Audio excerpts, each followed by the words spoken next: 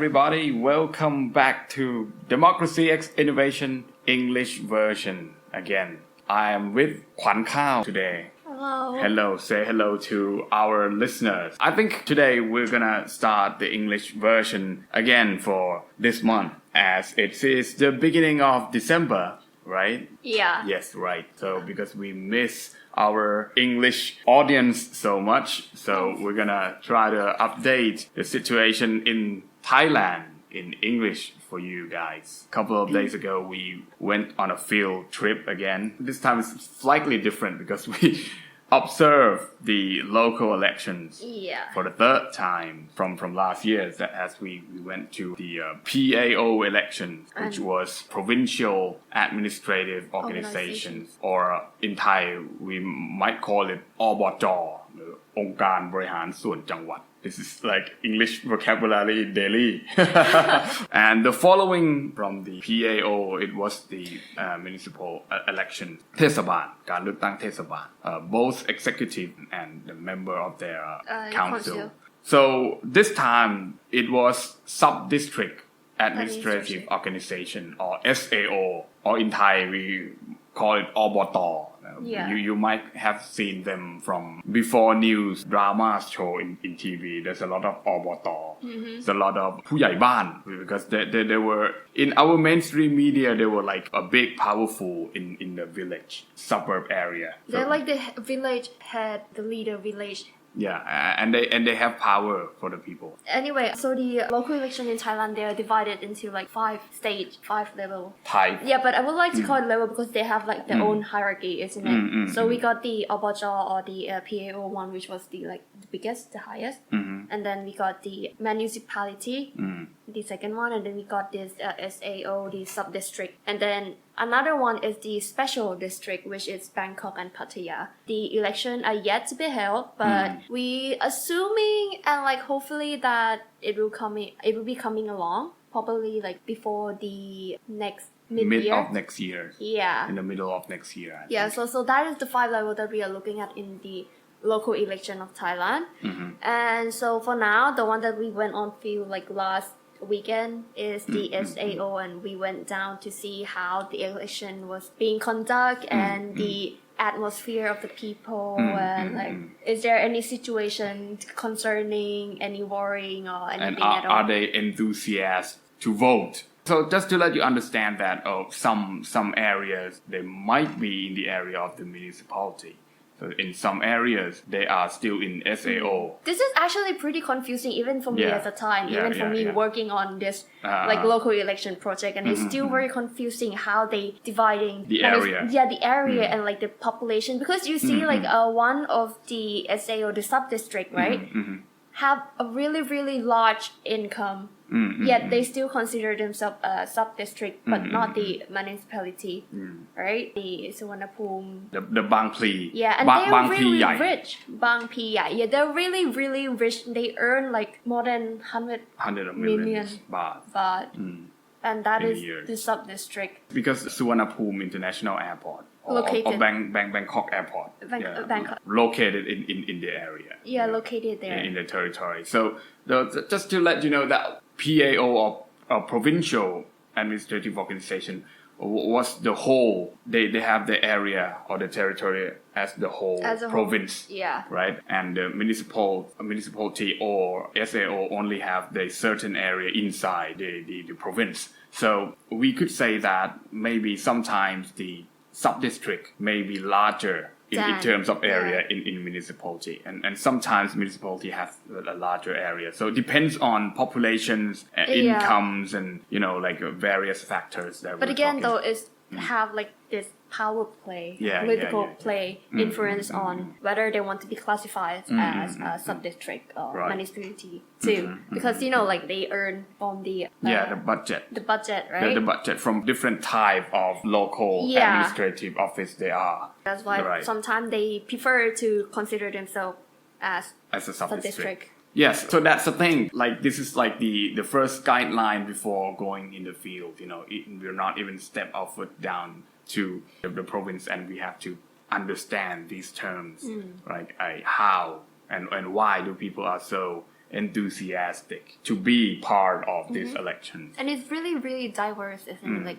because like the candidate different from like in each province, like even in each oboto or the sub-district, they are all different, and we can see how competitiveness in this election is really, really based on local livelihood of the like, because this one, the sub-district is the closest organization to the local people in the area. Yeah. Especially in that area of where people are really, really like still codependent with each other in a village or in town as such. And like when we're interviewing couple of people when we were on field, they will also say like, oh, the candidate, the cousin, or the family line, or people that they always know each other since or maybe their whole life coming in joining in this candidate competition for local election. So it's really, really diverse, and it show kind of like the smallest unit in Thai society.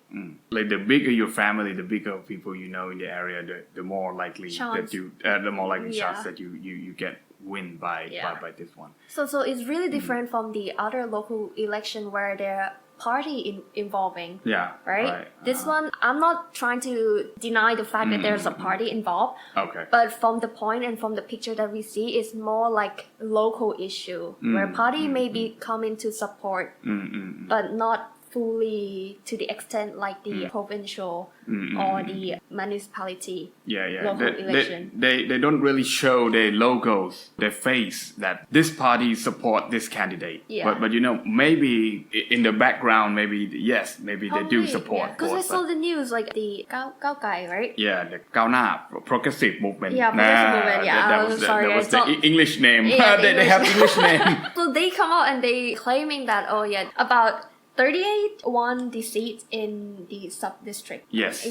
From their party. And then the Palang Pracharat, the governmental party. They don't have English name. They don't care. They don't care. Obviously, they're the government. Okay. So they claim like, why the Progressive Party got about 38 oboto, right? They got about like 3,400 DPP. So, but again, though, I feel like the oboto or the sub-district local election are not really much about the political party. Yes. They still are. The factors that are still there and present, but I feel like it's more of the kinship. It's not the factor that people is gonna go to vote for them if they are saying that they're from this party. Yeah, exactly. So party was not the factor to determine the voting behavior of the people. Right. Exactly. Yeah. So even like we interviewing the director of the Provincial Electoral Committee. Yes. Right? Yes. And he said like the bureaucrat, the official civil servant that was sent there, or even the political party, they don't care who win. They will support both of them. Yes.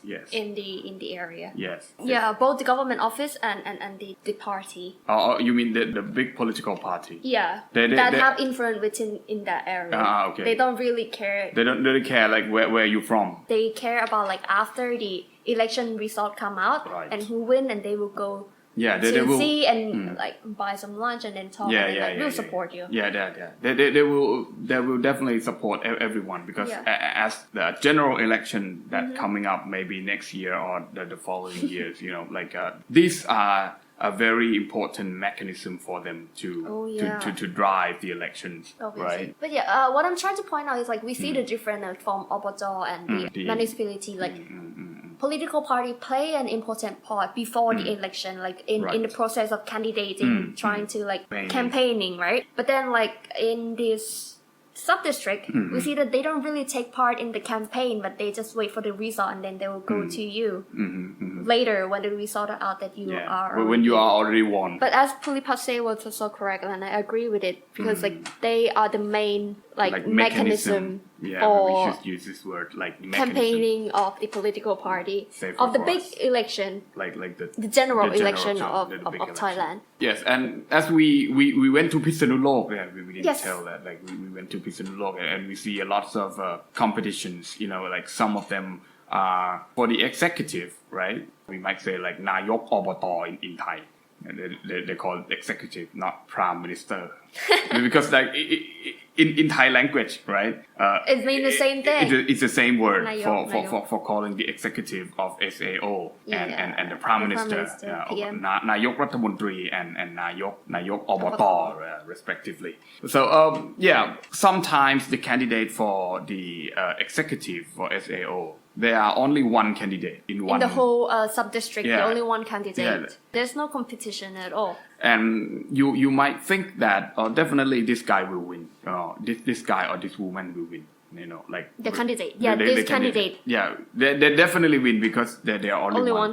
But it doesn't have to be like that, always. Because sometimes there's a when you don't want to vote anyone and you vote no, like the referendum. Like vote no, like you don't wish to vote for anyone. Yeah, the ไม่ประสงค์ลงคะแนนเสียง Yeah, like you in don't Thai. intend on voting or casting your voice to any of the candidate. Right. So there are also the high, like some possibility or chance that even though there's only one candidate in the field of local election, but he or she might not get selected. But if you lose to the no vote, the vote no, the vote no, that then is- you will not be the executive. Then you have to be the election again, like the re-elections or by-election. maybe other cases that are very interesting.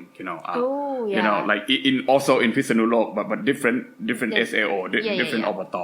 We didn't didn't go went to see that. Well, we went to obata Tha Po and obata Wang Chan. Those two were really good. The people are very enthusiastic, and even the governor of Pisanulok, he also went to vote at that SAO, and Right. we have a little chat with him, and he said like this process is very democratic, and he fully supported. Of course. And those obata in Pisanulok, the name was obata Wang Nam Khu. Yeah, this one have really, really interesting case though. Yeah. That some might find like, is this real? So like the issue is that there are two candidates in that sub-district. So you do the electoral process, blah blah blah, and then you count the vote, and then turn out the result is they got the same score. Yeah. Apparently, like that is like 1 in 100 of chance. I don't know. Yeah, I don't know. But like there are a possibility and it happened, so they got the same score for Right. the result, and so it's become a tie. And now they're wondering like, oh my god, what to do? It's obata or Wang Nam Khu. There's Nam two Khu. executive candidates. Number one, Surgeon Pinit Kit Kan, and number two,วิเศษยาคล้าย People come to vote 2,518, and the score for both of them were 1,230.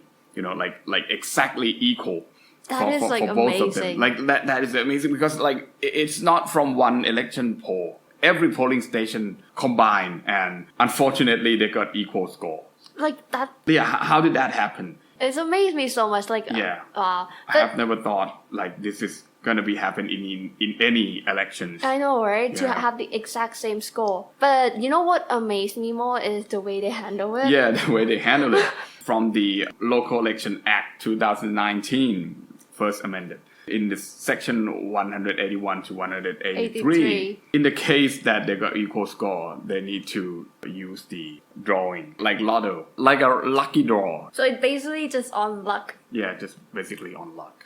Then why do we even vote? Yeah, but like who knows that the voting result will become equal. Like and it's also legal to use this lucky draw process because Yeah. it's written. Maybe the legislation law is they don't even Consider- think that this is gonna be possible in the future. So they just write whatever it is. Yes. Okay, no offense, but still Yeah. this is actually It's kind of funny, but it's true, it just happened like 2 days ago. we always make a joke like you don't need election, you can just like lucky draw stuff Yes. out, and then it's actually happening. Yeah, it actually For real. happened. Like in ancient Greek, Yeah. you go back like 2,000 years ago. So maybe the legislator for this law may not think Didn't- about this. That to be written in a law to be Yeah. legal binding. I mean, like if they have by-election, it would probably make more sense. Anyway, Right. we're not Right. the we were. lawmaker, so This leads us to our lecture in the next week. It is about the legislation process and monitoring the law, right? And we are hosts with the National Democratic Institute. or NDI, which will be held in the middle of December. For those of you who are interested in this event, we will post our information shortly this week or next week, and you can register and join us about the legislation process. So the law like this should be amended. No, maybe amend, but maybe if it is really happen and how when the law is enforced, is it make sense or is it like to analyze they do it like properly or not? So this month actually a lot of things going on with the legislative branch. Like we see the changing the amend in constitution from the using of one election card, voting the ballot card, to changing into back to the two card, or we call it. They still are deciding whether to use the MMA or the MMP, right? The constitutional amendment, yes. Changing the electoral process again. Yeah, they change it into two ballots, but they're not confirmed about the calculating method. How do you count whether it be parallel with the party list from the party and the MP by areas. They haven't decided yet on the electoral law, act. Yeah, so they only just say like, oh, we're gonna change from the number 350 to 400 and 100. Yeah, to 400 and 100, and then the one ballot card to two. Yeah, but they haven't decided, and there is no clear decision on whether the system that the election should be or proportional or parallel. Yeah, but it definitely will affect the political power play in Thailand. Because even now, just like deciding whether which method to be used is already having a party lobbying and discussing, negotiating. Because it definitely is changing the political process, political rule and law and regulation will definitely affect the result of each party and how much seat they will get and they will gain in the parliament. Right. Yeah, as you say, if it's parallel, the big party, will gain the benefit from it. But obviously. But if it's proportional, the mid-sized party, like the middle size, they will have more of the negotiation, the power of negotiation. So each have their own benefit, and it's all about strategic on which way each party want to push forward to, which one benefit them the most. So strategic. Speaking, they just go for whatever will get them more seats. Yeah, they say in the first quarter of the next year we will see more clearly about this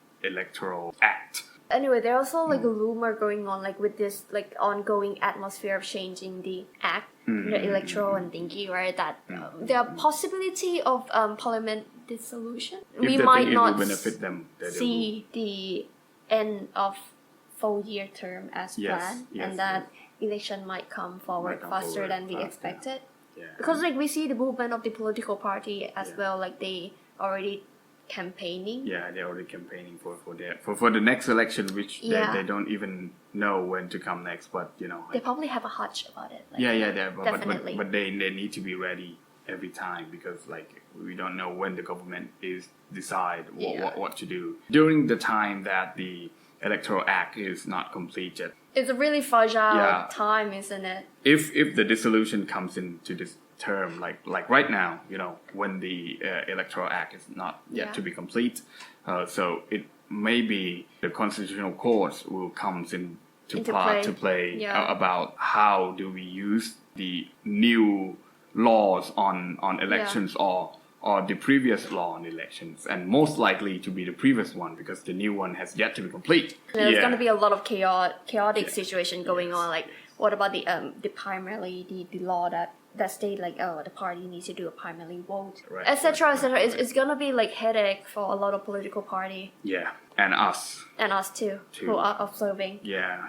But we need to see I feel we need to keep an eye on the government party, the Palang Pracharat and his correlation. I feel if they move, things might change. But for now, I feel like they're still going steady. Yeah.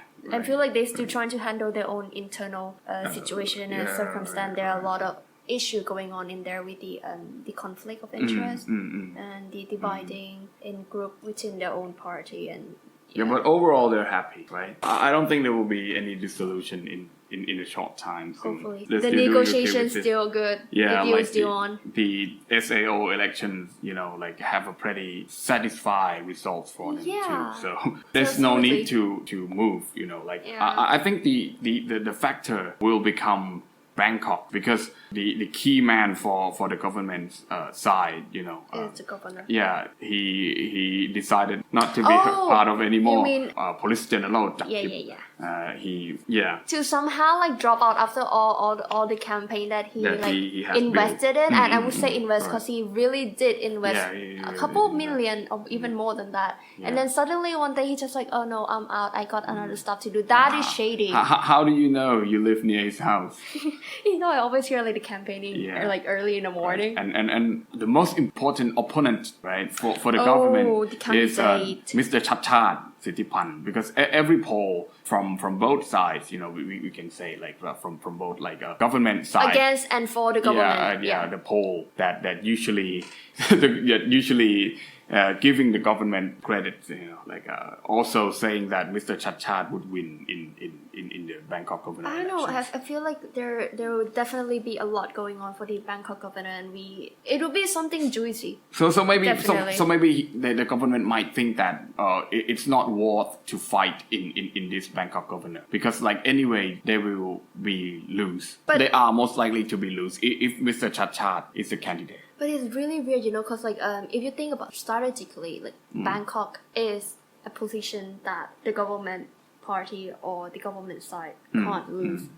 Right. Like that amount of power in the big city in the Bangkok is too much to let go. Yeah, I know, but even the governor of Bangkok doesn't really have those I know, power. but still, he's still. What do we call it? It's like. But the Kenta. popularity, but popularity and those mechanism for him to act as a sign that the government party or the opponent party. I feel like a Bangkok governor is just like a puppet for the government, even still now. And no offense to the current Bangkok governor, but from the action and from the policy and etc., is all about like the puppet of the government. Like last time, we could say that maybe 10 years ago, around like a decade ago, when Pheu Thai parties hold the power and become the government, like Miss Yingluck was the prime minister at that time, and there comes the Bangkok governor elections, and Mr. Sukhumpan was the governor of Was Bangkok, elected. and the other candidates from Pheu Thai party, from the government party at that time, was